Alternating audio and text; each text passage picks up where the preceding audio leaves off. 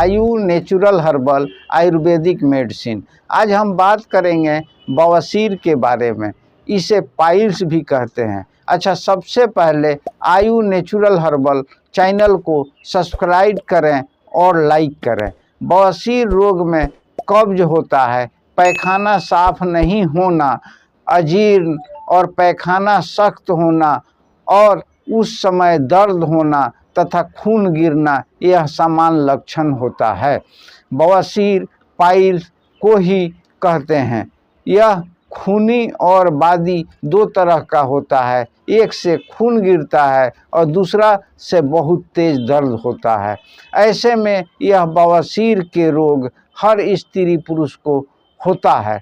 जब आहार विहार ठीक रहता है तो यह रोग दबा रहता है, लेकिन ज्यों ही खाने पीने में गड़बड़ी होती है तब यह रोग उठ जाता है। अच्छा, इस रोग में खून गिरता है और खून गिरने की वजह से शरीर में बहुत ही कमजोरी आ जाती है।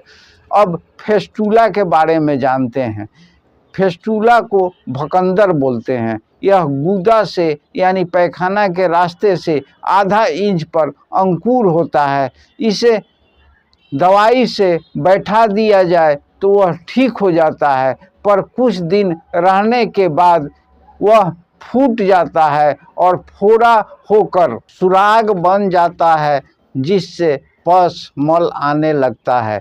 इसे ही फेस्टुला और भकंदर कहते हैं। अब फीसर रोग के बारे में जानते हैं। फीसर रोग होने से गुदा चटक जाता है, यानी पैखाना के रास्ता फट जाता है। गुदा यानी पैखाना के रास्ते में दरार बन जाती है।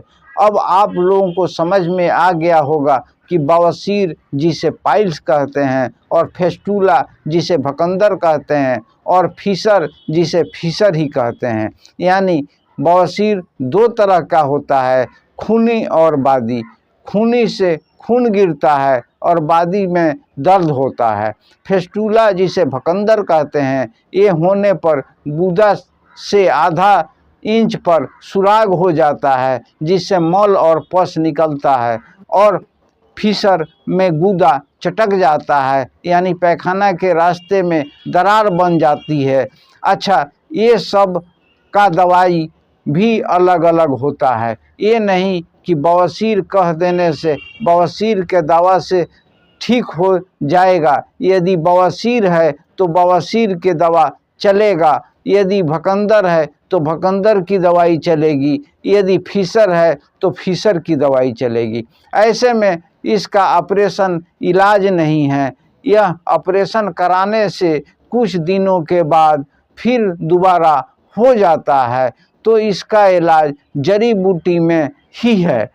जड़ी बूटी की दवाई से यह जड़ से ठीक हो जाता है, फिर दोबारा नहीं होता। बस इतना ही। अगले वीडियो में मिलते हैं।